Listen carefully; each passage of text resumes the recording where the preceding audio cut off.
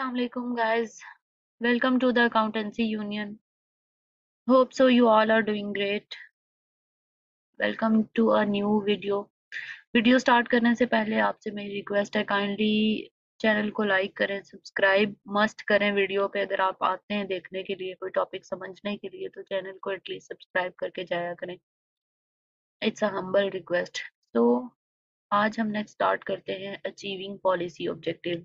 हम लोग चैप्टर 7 पे ही हैं। चैप्टर 7 काफी लेंथी था, इसको आज कंप्लीट करते हैं ताकि हम चैप्टर 8 की सीरीज को स्टार्ट करें। अचीविंग पॉलिसी ऑब्जेक्टिव्स, क्योंकि हम लोग मैक्रो इकोनॉमिक पॉलिसी पढ़ रहे हैं या मैक्रो इकोनॉमिक्स पढ़ रहे हैं, तो मैक्रो इकोनॉमिक गवर्नमेंट लेवल पे थी, उसके कुछ ऑब्जेक्टिव थे। उन ऑब्जेक्टिव को अचीव करने के लिए डिफरेंट पॉलिसीज हैं। तो क्या उन ऑब्जेक्टिव को अचीव करने के लिए गवर्नमेंट की क्या अप्रोच रहती है, कि गवर्नमेंट कैसे उन पॉलिसीज को अचीव करेगी, वो हम देखते हैं। A government will focus on trying to control growth.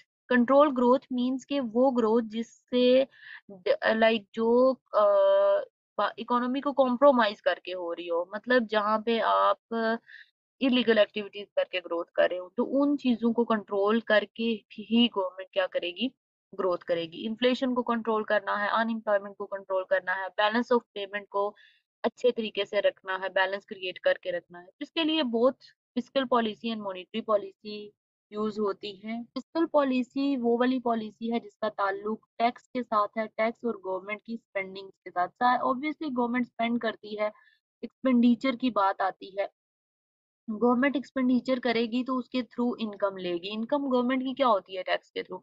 और दूसरी पॉलिसी है मॉनेटरी पॉलिसी। जब भी पेपर के अंदर, एग्जाम के अंदर ये वर्ड आए कि आपकी मनी सप्लाई की बात हो रही हो, आपके इंटरेस्ट रेट की बात हो रही हो, money supply, level of money, interest rate, ये चीजें डिस्कस हो रही हो, इट मीन्स के एग्जामिनर मॉनेटरी पॉलिसी की बात कर रहा है। और अगर दूसरी साइड पे टैक्स की बात हो रही हो, स्पेंडिंग्स की बात हो रही हो, एक्सपेंडिचर की बात हो रही हो, तो it means that is the fiscal policy. So इन दोनों पॉलिसीज को अप डाउन करके गवर्नमेंट चेंज ला सकती है। तो क्या क्या बेस्ट चीजें हैं जो गवर्नमेंट कर सकती है, इनको हम डिस्कस करते हैं। ऑब्जेक्टिव को अचीव करने के लिए सबसे पहला ऑब्जेक्टिव है ग्रोथ। ग्रोथ ग्रोथ के लिए अगर हम देखें तो क्या पॉलिसीज रिकमेंड की जाती हैं, दो तरह से हमने देखना है कि अगर आपका डेफिसिट बजट हो और अगर आपका बजट सरप्लस हो, तो हमने आपको क्या करना है। Definitely budget deficit is a problem of economy.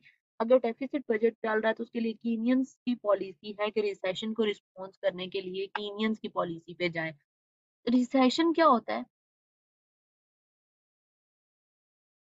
Recession का क्या मतलब है। रिसेशन मींस कि जहां पे आपका मुल्क, वो जैसे हमने एक ट्रेड साइकिल वाली डायग्राम पढ़ी थी कि आपका कंट्री, आपकी इकोनॉमी ऐसे ऐसे ऐसे चलती है, मूव करती है। कभी वो पीक पीरियड में होता है, कभी वो बस्ट पीरियड में होता है, रिसेशन पीरियड में होता है। तो रिसेशन यानी कि जब हर चीज बुरी चल रही होती है, उस टाइम पे गवर्नमेंट क्या कर सकती है, गवर्नमेंट दूसरे मुल्कों से जो बाहर और मुल्क है वहां से मनी लेके अपने कंट्री के अंदर इंजेक्ट करके उस अपनी इकोनॉमी को बेहतर कर सकती है। और इंजेक्ट इस तरह नहीं करना कि आपने अगर 50 मिलियन या 50 बिलियन डॉलर का लोन लिया है तो आप एट अ टाइम एक ही दम उसको सारा इन्वेस्ट कर देंगे। नो, उसके लिए मल्टीप्लायर का फैक्टर यूज करना है। मल्टीप्लायर फैक्टर क्या कहता है कि आप क्या करें, थोड़ा थोड़ा पैसा, अगर आपने 50 मिलियन डॉलर लोन लिया है तो उसमें से आप पहले 30 मिलियन इन्वेस्ट करो, उसको अपने इंजेक्ट करो अपनी इकोनॉमी के अंदर, और उससे 50 मिलियन अर्न करो ताकि ये लोन वाली कमी भी पूरी हो सके और कंट्री के अंदर बूस्ट भी मिल सके। Increasing the availability of factor of production. Factor of production increase करने के लिए गवर्नमेंट क्या कर सकती है, स्कीम्स बेहतरीन लेके आ सकती है। फैक्टर ऑफ प्रोडक्शन के अंदर क्या क्या शामिल होता है, फैक्टर ऑफ प्रोडक्शन के अंदर लेबर शामिल होता है, प्राइसेस होती हैं रॉ मटेरियल की, लैंड होती है। तो ये क्या है कि फैक्टर ऑफ प्रोडक्शन के लिए अगर आपका लेबर, गवर्नमेंट इंटर्नशिप स्कीम निकाले जिसके अंदर एम्प्लॉयज को ट्रेन किया जाए, एम्प्लॉयज को बेटर किया जाए, तो अच्छे एजुकेटेड एम्प्लॉयज होंगे, ट्रेनिंग वाले होंगे, स्किलफुल होंगे, तो वो अच्छी तरह काम करेंगे। इंटरेस्ट रेट को कट किया जाए। Interest rate cutting, interest rate को कट करना क्यों जरूरी है, उसकी रीजन ये कि हम पढ़ रहे हैं डेफिसिट बजट, यानी कि डेफिसिट, अगर डेफिसिट बजट है तो उसको कैसे बेहतर किया जाए। इंटरेस्ट रेट अगर कट किया जाएगा तो लोन इजीली मिलेगा। अगर लोन इजीली मिलेगा तो हर बंदा बिजनेस इजीली कर सकेगा। बिजनेस इजीली होगा तो इसका मतलब यह है कि एग्रीगेट डिमांड बेहतर होगी, तो इसका मतलब आपकी मोनिटेरियस्ट पॉलिसी जो है वो इसके लिए बेस्ट होगी। इसके अलावा अदर पॉलिसी भी गवर्नमेंट ग्रांट्स दे सकती है, ग्रांट्स यानी कि गवर्नमेंट खुद से इंसेंटिव दे सकती है, गवर्नमेंट बिजनेसेस के टैक्स रिड्यूस कर सकती है ताकि लोग ज्यादा से ज्यादा बिजनेस को फरोग में बिजनेस चलाएं।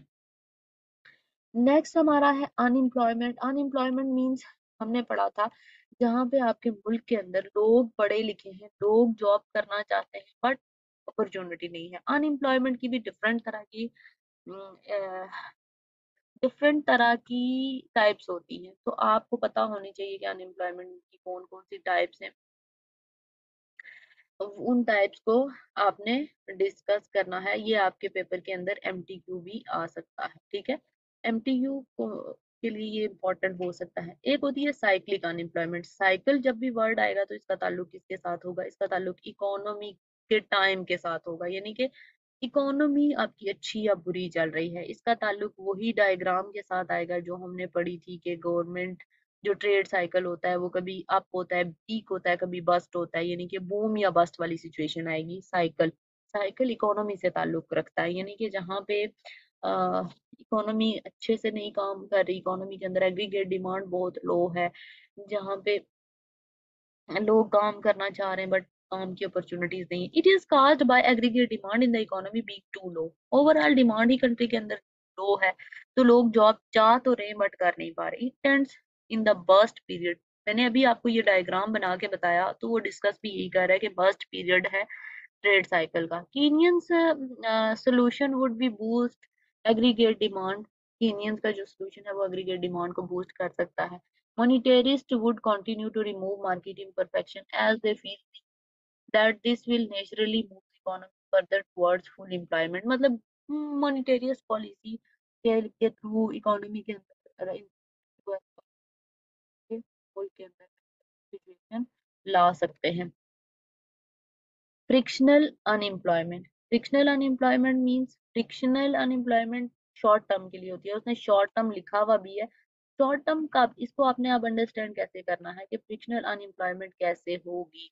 फ्रिक्शनल अनएम्प्लॉयमेंट का मतलब ये होता है कि जैसे अगर आप जॉब वन को छोड़ के जॉब वन आपने लेफ्ट की और जॉब टू आपने क्या किया, सर्च करना शुरू किया, जब तक आप जॉब टू को ग्रैब करते, ठीक है, जब तक आप जॉब टू को ग्रैब करते, इस दौरान जो आपका टाइम जाया हुआ, आप अनएम्प्लॉयड रहे, that is frictional unemployment. Short term unemployment है एक जॉब से दूसरी जॉब के तक जाने तक जितना आपका टाइम लगा, इसको इतना प्रॉब्लम नहीं समझा जाता क्योंकि सम टाइम कोई कुछ लोग होते हैं जो एक जॉब से खुश जॉब पे जाना चाह रहे होते हैं, तो अनएम्प्लॉयड होते हैं। स्ट्रक्चरल और टेक्नोलॉजिकल अनएम्प्लॉयमेंट। स्ट्रक्चरल और टेक्नोलॉजिकल, इसका मतलब ये है कि जहाँ पे किसी ऑर्गेनाइजेशन का स्ट्रक्चर चेंज हो गया है, यानी कि जहाँ पे लोग पहले काम करते थे अब लोगों की जगह किसने ले ली है, मशीन्स ने ले ली है, यानी कि वहाँ पे मशीन प्रोसेसिंग सिस्टम चेंज हो गया है, टेक्नोलॉजी ज्यादा एडवांस आ गई है, तो वहाँ पे अब लोगों की जरूरत है। इट मीन्स कि उस टाइम पे हम क्या कहते हैं, ऐसी अपॉर्चुनिटी को, यानी कि ऐसी अनएम्प्लॉयमेंट को स्ट्रक्चरल और टेक्नोलॉजिकल अनएम्प्लॉयमेंट है। स्ट्रक्चर चेंज हो गया इकोनॉमी का, change in the skill required education where economy actively take place. Sometime ऐसे होता है, बहुत सारी कंपनीज जैसे आजकल अगर देखा जाए तो बहुत सारे फंक्शन एआई से, आर्टिफिशियल इंटेलिजेंस से लोग परफॉर्म करा रहे हैं, लोग रोबोट्स को यूज कर रहे हैं, तो ये क्या है कि उसकी जगह, लोगों की जगह इन लोगों ने ले ली है, तो इन इन सॉफ्टवेयर ने या इन इस टेक्नोलॉजी ने ले ली है।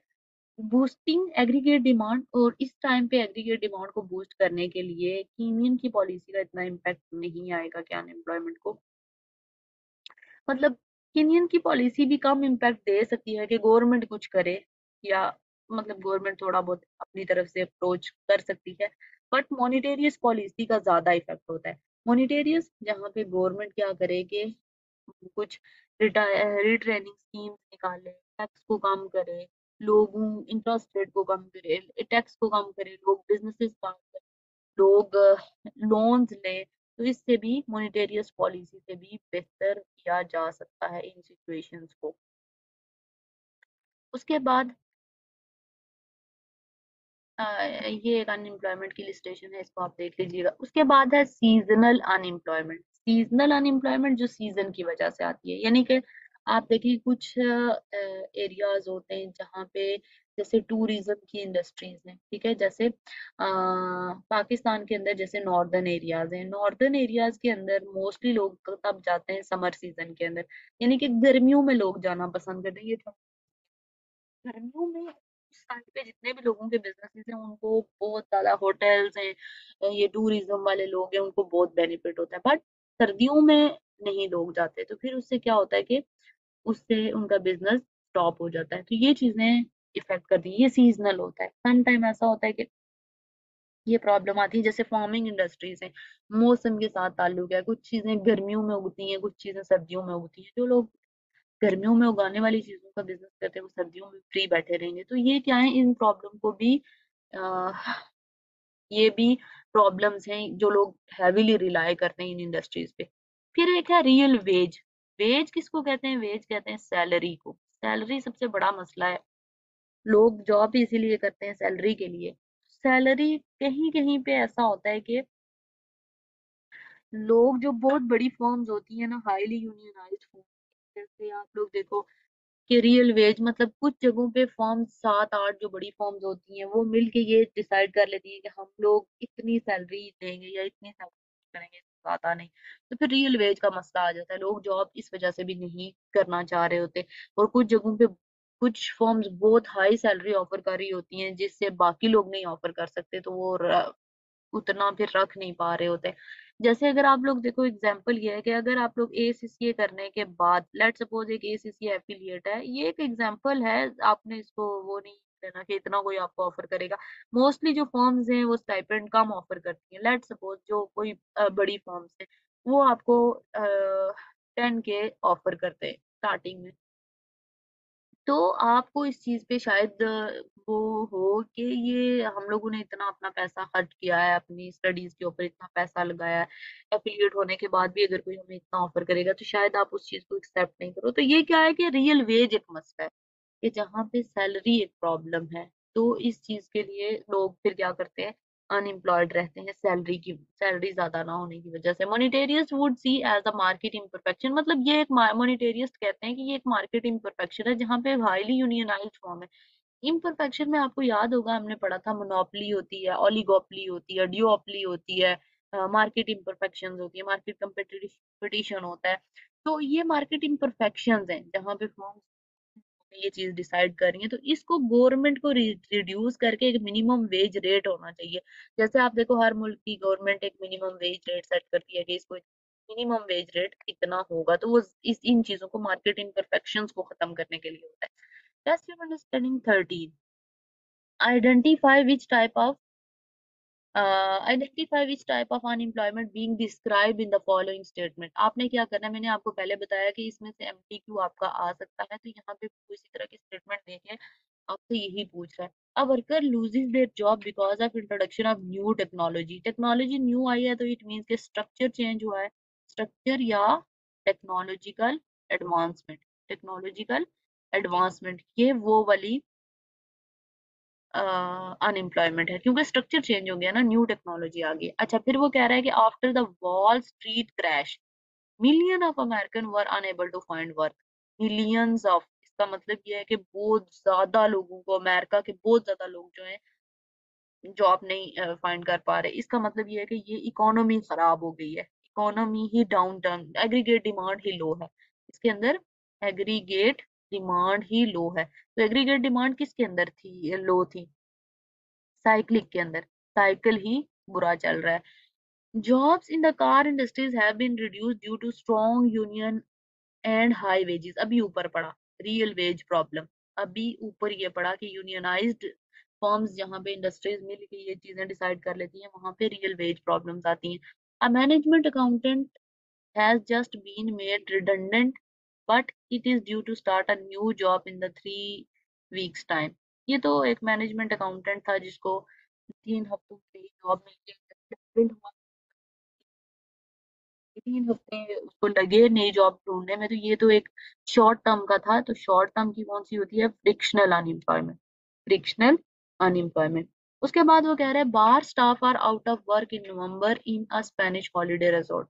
बार का स्टाफ जो था वो आउट ऑफ वर्क हुआ, किस वजह से? Holiday, Spanish holiday resort. तो ये एक सीजन था, सीजन खत्म हुआ तो सीजनल अनएम्प्लॉयमेंट आ गई।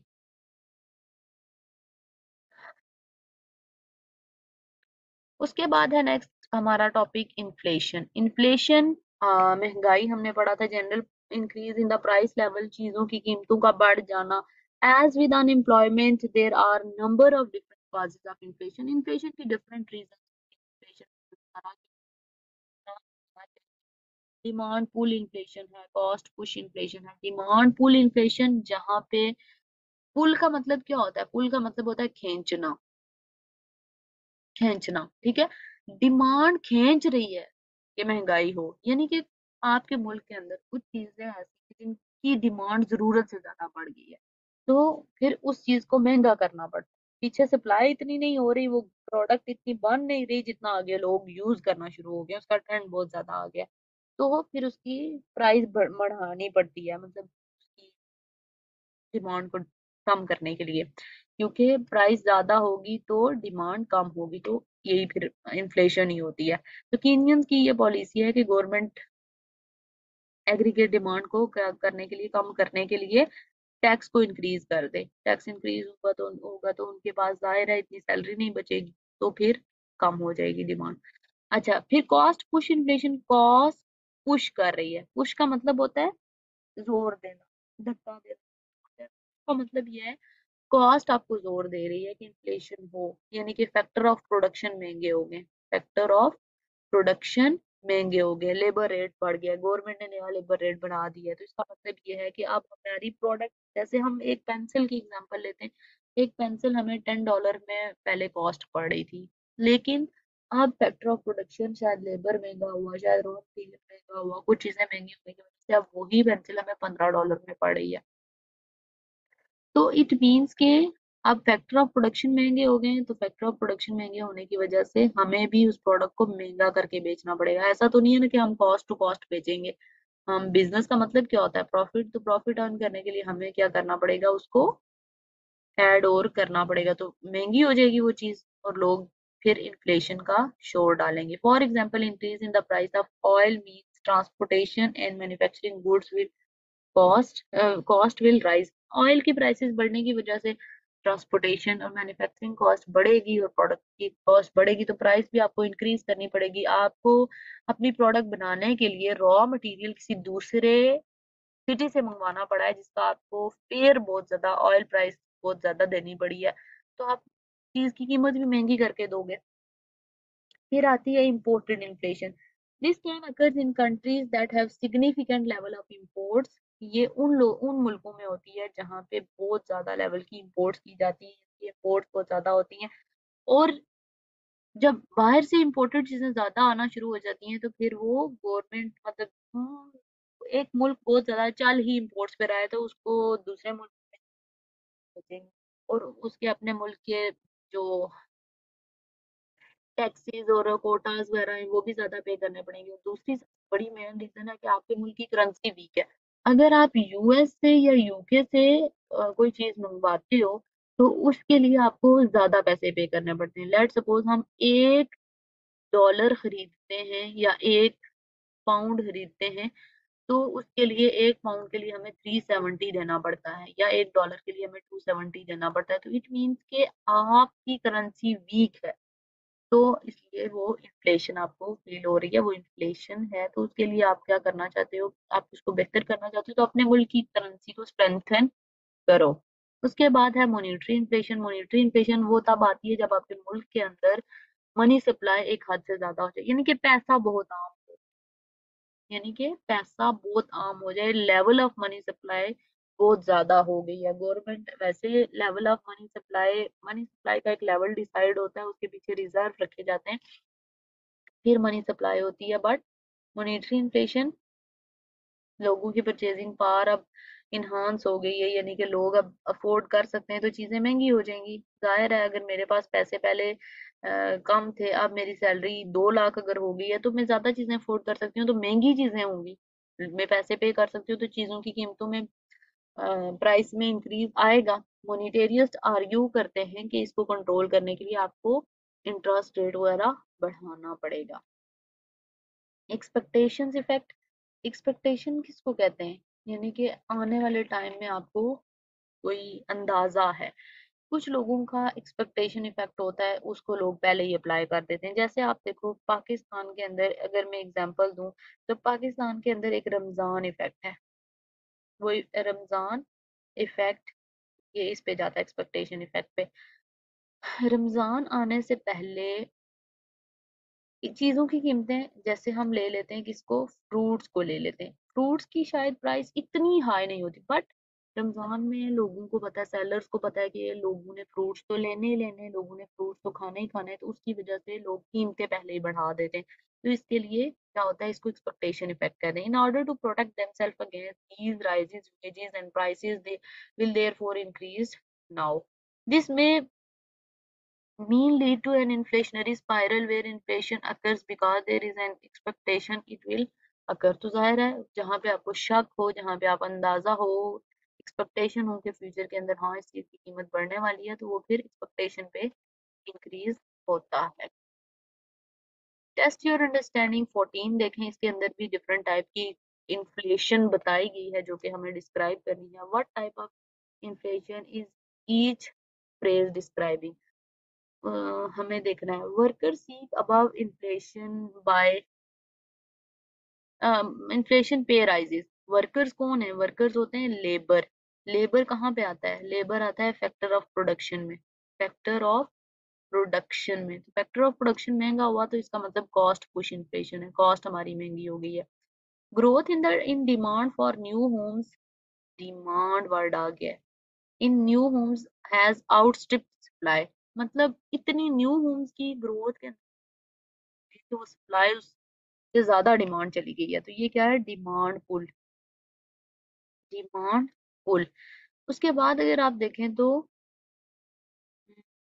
Retailer have increase their prices in advance, पहले ही कर दिए of inflation figures that, figures to be publish in the next month. Figures अभी फ्यूचर में पब्लिश होंगी, नेक्स्ट मंथ होंगी, लेकिन रिटेलर्स ने अभी से ही अप्लाई करना शुरू कर दी है। तो एक्सपेक्टेशन, एक्सपेक्टेशन आई कि प्राइस बढ़ेगी तो पहले ही अप्लाई हो गई। Copper price have more than double on workers market years, increasing the cost of electrical cables। Electrical cables वो केबल्स होती हैं जो कॉपर को बनाने में यूज होती हैं।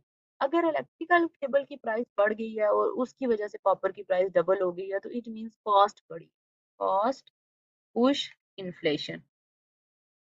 आगे वो कह रहा है कि test your understanding 15, test your understanding 15 के अंदर in deflationary, in a deflationary gap what kind of unemployment is likely to the economy. Deflationary gap वो होता है जहाँ पर डिमांड बहुत कम है, ऑलरेडी इकोनॉमी बहुत बुरी सिचुएशन में चल रही है, तो साइक्लिक होगी या डिमांड डेफिशिएंसी साइक्लिक हो सकती है, इकोनॉमी बुरी सिचुएशन के अंदर है, डिफ्लेशनरी गैप आ रहा है ना, मतलब और प्राइसेस भी कम होती जा रही है, कोई लोग प्राइसेस नहीं बढ़ा रहे, तो इसका मतलब बहुत कम है।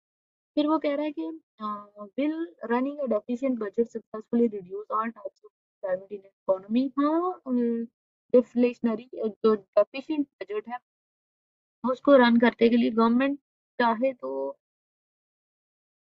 डेफिशिट बजट है ना, तो डेफिशिट बजट के कह सकते हैं कि गवर्नमेंट जो फंड इंजेक्ट करेगी उसका कोई बहुत ज्यादा इफेक्ट होगा, हाँ, इतना ज्यादा होगा, बल्कि हम ये कह सकते हैं कि सिंपली जो हमारी इनकम से एडिशनल इनकम वगैरह है तो हमें इम्पोर्ट्स वगैरह पे स्पेंड करना चाहिए, इतना ज्यादा इसका इफेक्ट नहीं होगा। Last topic of this chapter, balance of payment. Balance of payment import और एक्सपोर्ट का डिफरेंस था, इंपोर्ट और एक्सपोर्ट के लेके आना था। अगर आपकी एक्सपोर्ट ज्यादा हो रही है इट मीन्स के आपके मुल्क के अंदर पैसा ज्यादा आ रहा है, और इंपोर्ट ज्यादा आ रही है हो रही है तो इसका मतलब आपके मुल्क से पैसा बहुत ज्यादा बाहर जा रहा है, और एक टाइम ऐसा आएगा कि आपके मुल्क से सारा पैसा बाहर चला जाएगा और आप आउट ऑफ मनी, आपका कंट्री आउट ऑफ मनी हो जाएगा। उस सिचुएशन से बचने के लिए गवर्नमेंट क्या क्या कर सकती है, दो पॉलिसीज होती हैं, एक एक्सपेंडिचर रिडक्शन पॉलिसी होती है या एक्सपेंडिचर स्विचिंग पॉलिसी यानी कि स्ट्रैटेजीज दो बनाई जाती है। रिडक्शन के अंदर रिड्यूस कर देना, यानी कि जो पब्लिक की एक्सपेंडिचर है ना उनको रिड्यूस कर दो, ज्यादा एक्सपेंडिचर ना करो। गवर्नमेंट क्या करती है, डेलिबरेटली श्रिंक कर देती है डोमेस्टिक इकोनॉमी को, यानी कि अपने मुल्क के अंदर कम कर देती है ताकि इंपोर्ट्स कम हो, डिमांड इंपोर्ट्स कम हो, ताकि लोग बाहर से ज्यादा बाहर मुल्कों से ज्यादा इंपोर्ट्स ना करें, पैसा बाहर ना जाए। मॉनेटरी पॉलिसी कॉन्ट्रैक्शन हो जाती है, इंटरेस्ट को बढ़ा दिया जाता है, बैंकिंग रिजर्व की रिक्वायरमेंट्स को बढ़ा दिया जाता है, बजट सरप्लस रन करना शुरू हो जाती है government. Reducing the size of the economy will to reduce inflation, size of economy को रिड्यूस करने में भी कमी। Suppressing demand is likely to lead increase unemployment, अगर आप बहुत ज्यादा डिमांड को सप्रेस करेंगे तो उससे अनएम्प्लॉयमेंट भी हाँ बढ़ेगी। एक्सपेंडिचर स्विचिंग स्ट्रेटेजी क्या होती है, स्विच मतलब चेंज कर लेना, इधर से उधर शिफ्ट कर लेना आप कह सकते हो। This involves government trying to encourage consumers to buy domestic, यानी कि अब गवर्नमेंट ने ऐसी पॉलिसीज शुरू कर दी हैं जहाँ पे वो पब्लिक को अट्रैक्ट कर रही है कि आप बाहर की चीजें नहीं तो हमारे मुल्क से ही चीजें, यानी कि इंपोर्ट्स के ऊपर टैरिफ लगा देना। टैरिफ यानी कि चार्जेस, कोटा चार्जेस, यानी कि बाहर से आप मंगवाओगे तो वो चीजें आपको बहुत महंगी अपने मुल्क में पहुंचने तक बहुत महंगी मिलेंगी, यानी कि अगर आप एक चीज बाहर से $10 उधर उसकी प्राइस है तो पाकिस्तान में आते आते आते शायद वो आपको $100 तक की पड़ जाए, इतनी महंगी पड़ जाए। तो इससे बेहतर होगा कि आप वो कहोगे कि अपने मुल्क से ले लें। तो ये गवर्नमेंट करती है ऐसे। lowering the exchange rate, making imports more expensive and export more competitive। Imports को और एक्सपेंसिव किया जाता है, महंगा कर दिया जाता है। अभी मैंने जैसे बताया, इसको कहते हैं डीवैल्यूएशन ऑफ करेंसी, यानी कि आपने करेंसी को वीकन कर दिया ताकि लोग बाहर से चीजें ना खरीद सकें, और अपने मुल्क की इकोनॉमी को बेहतर करने के लिए आप एक्सपोर्ट को फरोग दो और इंपोर्ट को कम करो। Just your understanding 16. Which of the following policy for correcting a balance of payment deficit is an expenditure reducing policy? कौन सी पॉलिसी होगी एक्सपेंडिचर रिड्यूसिंग पॉलिसी के लिए? बेहतर पॉलिसी कौन सी होगी? Cutting the level of public expenditure, अभी अभी ऊपर पड़ा और मैंने सबसे पहले बताया ही यही कि कॉन्ट्रैक्ट कर लेती है, यानी कि श्रिंक कर लेती है गवर्नमेंट, तो यही फर्स्ट ऑप्शन ही राइट है। डिवैल्यूएशन ऑफ द करेंसी, ये अभी हमने ऊपर पढ़ा है, बट ये किस में पढ़ा है, स्विचिंग पॉलिसी में पढ़ा है। ये हमने स्विचिंग में पढ़ा है, ये भी हमने स्विचिंग में पढ़ा है, और ये भी हमने स्विचिंग में पढ़ा है, रिड्यूसिंग में नहीं पढ़ा। तो पहला ऑप्शन ही करेक्ट ऑप्शन बन जाएगा। नेक्स्ट हमारे पास है test your understanding 17 and 18। Test your understanding 17 के अंदर कहा जा रहा है which of the following might cause a country's export to decrease, क्या चीज ऐसी हो सकती है जो कि आपकी कंट्री की एक्सपोर्ट को डिक्रीज कर सकती है? A fall in the exchange rate for the country's currency, definitely जो टेस्ट योर अंडरस्टैंडिंग हम 17 करें ना, हाँ 17, a fall in the exchange rate for the country's currency, नहीं फॉल अगर होगा कंट्रीज की करेंसी के अंदर तो ये तो एक्सपोर्ट को डिक्रीज तो नहीं कर सकता, हाँ इंपोर्ट को कर सकता है। अभी ऊपर पड़ा कि अगर आप इंपोर्ट करते हो तो वो फॉल फिर आपको करना पड़ेगा, डिवैल्यू करना पड़ेगा। Reduction in the countries tariff barrier, नहीं रिडक्शन होगा टैरिफ बैरियर तो फिर तो इंपोर्ट ज्यादा होंगी बैरियर्स के ऊपर, तो ये नहीं हम कह सकते। A decrease in the marginal propensity to import in the other country, आपका जो एक मार्जिनल प्रोस्पेंसिटी का मतलब ये है कि आपका एक जो लेवल ऑफ बेनिफिट है ना वो हम्म, वो अगर, या फिर आप ये कह सकते हो कि आपका जो एक इंपोर्ट्स का लेवल कम हो रहा है ना, तो जाहिर है एक्सपोर्ट का लेवल हम ये कह सकते हैं कि मतलब जो बेनिफिट है वो अगर आपको कम हो रहा है ना एक्सपोर्ट पे, तो मार्जिनल प्रोस्पेरिटी जो है वो बेनिफिट डिक्रीज हो रहा है, तो इसका मतलब है कि वो आपके एक्सपोर्ट को डिक्रीज करेगा। अराइज फिर एक्सपोर्ट करने का फायदा नहीं है, तो इसका मतलब ये हुआ कि हमारा चार्ली ऑप्शन ही बेस्ट ऑप्शन होगा। Rise in the countries import नहीं, उससे एक्सपोर्ट तो कम नहीं होंगे। विच of the following would not correct a balance of payment deficient, क्या चीज बैलेंस ऑफ पेमेंट डेफिशिएंट के लिए करेक्ट नहीं है? रीवैल्यूइंग द करेंसी अपवर्ड, यही चीज करेक्ट नहीं है। रीवैल्यूइंग द करेंसी डाउनवर्ड हमने पढ़ा, तो यही चीज गलत है, इट मीन्स नॉट करेक्ट उसने पूछा है ना, तो नॉट करेक्ट, बाकी सब कुछ तो करेक्ट ही है। Reduce, rising interest rate, deflating the economy, ये तो हमने ऊपर पढ़ा है कि ये सारी चीजें होती हैं।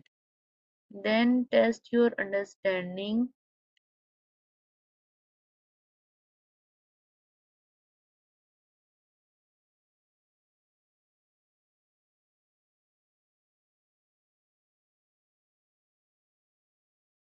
ओके, चैप्टर हमारा खत्म हो गया है। होप सो गाइस आप लोगों को ये वीडियो पसंद आई होगी। वीडियो को एंड तक देखें, और वीडियो अगर आप देखने आते हैं तो चैनल को सब्सक्राइब मस्ट करके जाया करें, या सब्सक्रिप्शन से मोटिवेशन मिलती है कि नेक्स्ट वीडियो बनाने चाहिए। और कमेंट किया करें, अगर किसी टॉपिक में आपको मसला आता है, आप उसकी स्नैप बना के आप उसको कमेंट्स में हिट कर सकते हैं, वहां पे मैं रिप्लाई आपको ज़रूर दूंगी। Thanks for the watching. Allah Hafiz.